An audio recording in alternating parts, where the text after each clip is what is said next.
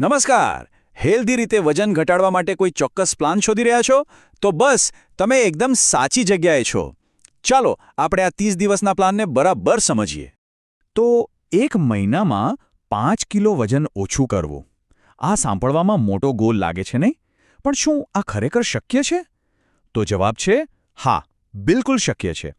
પણ એના માટે એકદમ સ્માર્ટ અને સેફ પ્લાનની જરૂર પડે છે. અને બસ આજે આપણે એ જ સમજવાના છીએ. તો ચાલો સૌથી પહેલા આપણો ગોલ એકદમ ક્લિયર કરી લઈએ. એક મહિનામાં 5 કિલોગ્રામ. અને જુઓ, આ કોઈ જાદુઈ દાવો નથી કે ફટાફટ પરિણામ મળી જશે. આ તો એક એવી રીત છે જે સાયન્સ પર આધારિત છે અને જેના પરિણામો લાંબા સમય સુધી ટકે છે. બસ આ 5 કિલો આ જ છે આપણો ટાર્ગેટ. જ્યારે ગોલ એકદમ સ્પષ્ટ હોય ને ત્યારે આખી જર્ની પર ફોકસ કરવું ખરેખર સહેલું થઈ જાય છે. અને હા, એક વાત બહુ જ ક્લિયર કરી દઉં, આ કોઈ ક્રેશ ડાયટ નથી.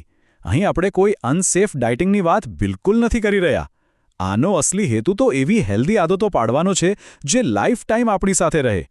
જો કોઈ પણ મજબૂત બિલ્ડિંગનો પાયો મજબૂત હોવો જોઈએ, રાઈટ? બસ એ જ રીતે વજન ઘટાડવા માટે પણ કેવી રીતે કરવું એના પહેલાં શા માટે કરવું એ સમજવું બહુ જરૂરી છે. તો ચલો એના જે ફંડામેન્ટલ છે ને એને પહેલાં સમજી લઈએ. તો સેફ વેઇટ લોસ એટલે શું? એનો સીધો મતલબ છે કે શરીરને કોઈ શોક આપ્યા વગર ધીમે ધીમે ફેરફાર લાવવો. આ કોઈ શોર્ટ ટર્મ પ્રતિબંધોની વાત નથી, પણ આપણી લાઇફસ્ટાઇલમાં લાંબા ગાળાના સુધારા કરવાની વાત છે. આ જે વાક્ય છે ને એ આખી વાતનો સાર છે. આ જર્ની ફક્ત વિલપાવરની નથી પણ સ્માર્ટ ચોઇસની છે.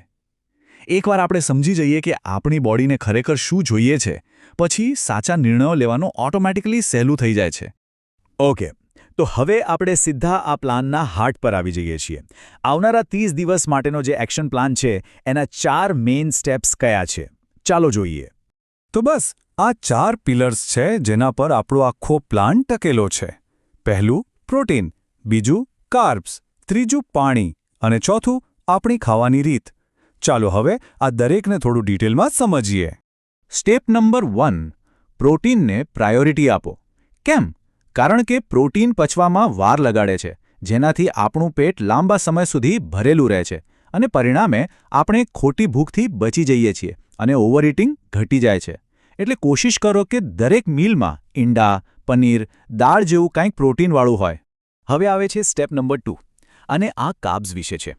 અહીં એક વાત સમજવી બહુ જ જરૂરી છે કે બધા કાર્બ્સ આપણા દુશ્મન નથી. આપણે ખાલી જે રિફાઇન્ડ કાર્બ્સ છે ને, જેમ કે ખાંડ અને મેંદો, બસ એના પર થોડો કંટ્રોલ લાવવાનો છે. અને જુઓ, આ કેટલું સિમ્પલ છે. વ્હાઇટ બ્રેડની જગ્યાએ આખા અનાજની રોટલી ખાઓ કે શુગરવાળા ડ્રિંક્સ પીવાને બદલે કોઈ ફ્રૂટ ખાઈ લો. આખી વાત બધું છોડી દેવાની છે જ નહીં. વાત છે સ્માર્ટ સ્વેપ કરવાની, એટલે કે સારી અદલાબદલી કરવાની. હવે છે સ્ટેપ નંબર 3. આ બહુ જ સિમ્પલ છે પણ એટલું જ પાવરફુલ છે, અને એ છે પાણી. ઘણીવાર એવું થાય છે કે આપણને તરસ લાગી હોય પણ આપણું મગજ એને ભૂખ સમજી બેસે છે. પૂરતું પાણી પીવાથી મેટાબોલિઝમ પણ સારું રહે છે અને બોડી એકદમ પ્રોપરલી કામ કરે છે. અને હવે છેલ્લું, એટલે કે ચોથું સ્ટેપ, માઇન્ડફુલ ઈટિંગ, એટલે કે ધ્યાનથી ખાઓ. આપણે શું ખાઈએ છીએ એ તો મહત્વનું છે જ, પણ આપણે કેવી રીતે ખાઈએ છીએ એ પણ એટલું જ ઇમ્પોર્ટન્ટ છે. ઉતાવળમાં ગમે તેમ નહીં, પણ શાંતિથી ખોરાકને એન્જોય કરીને ખાઓ. અને આપણું શરીર જે સિગ્નલ આપે છે ને એને સાંભળો. જેવું લાગે કે પેટ ભરાઈ ગયું છે, બસ ત્યાં અટકી જાઓ. તો આ હતા આપણા 4 મેઇન સ્ટેપ્સ. ચાલો હવે આખા પ્લાનના જે કી પોઈન્ટ્સ છે, જે સફળતાની ચાવી છે, એને ફટાફટ એકવાર રિવાઇઝ કરી લઈએ. બસ આ જ છે આખા પ્લાનનો સાર. આટલા પોઈન્ટ્સ જો ધ્યાનમાં રાખવામાં આવે ને તો આ જર્ની ખરેખર ઘણી સહેલી બની શકે છે. અને એક વાત હંમેશા યાદ રાખજો, નાના નાના પણ સતત કરેલા પ્રયત્નો જ મોટું પરિણામ લાવે છે. તો આ હતી આપણી 30 દિવસની બ્લુપ્રિન્ટ. આ પ્લાન ચોક્કસ કામ કરે છે, એમાં કોઈ શંકા નથી. પણ સૌથી મોટો સવાલ એ છે કે શું આ હેલ્ધી ચેન્જ માટે આપણે પોતે તૈયાર છીએ? હવે નિર્ણય લેવાનો સમય છે.